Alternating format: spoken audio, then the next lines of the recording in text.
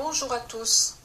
Ce 20 janvier 2017, nous avons assisté à la première réunion de la commission de développement local organisée par les représentants de la mairie. Le sujet était pôle d'excellence, aménagement urbain et économique du cœur historique du village. Nous avons été surpris car pour nous, le cœur historique se situe à l'intérieur des remparts. En fait, il s'agissait du foyer municipal et de son devenir. Ceux qui étaient là ont bien compris que nous n'adhérions pas au projet de la mairie de transformer le foyer en halle marchande. Nous avons dit que le projet en question était à notre sens une erreur et une horreur pour le village. La réunion était semble-t-il organisée pour expliquer ce projet et le faire entériner. Nous avons décidé de nous expliquer et de faire une autre proposition d'aménagement, qui pourrait être débattue, bien sûr. Le lendemain, nous avons contacté l'Office du tourisme et Monsieur le maire. À ce jour, nous n'avons reçu aucune proposition de réunion où l'on aurait pu partager nos idées et en discuter. C'est de ce silence que l'idée est venue d'utiliser Internet pour vous soumettre un autre regard pour le développement du cœur de notre village. Le but des élus et le nôtre aussi est de faire venir les gens à la palme.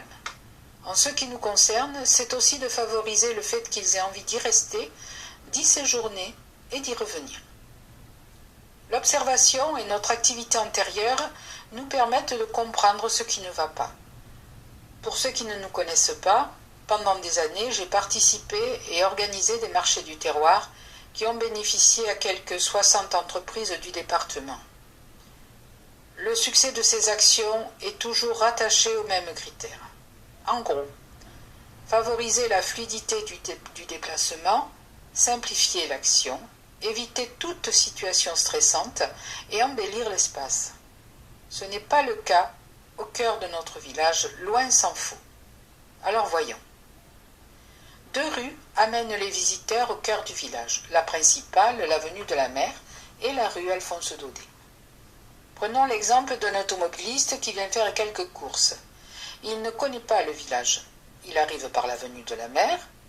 Il est accueilli par des poubelles de différentes couleurs, c'est vrai, mais cela reste des poubelles. Il lui faut se garer. Sur la place, l'étranglement de la chaussée ne le lui permet pas. 2 solutions.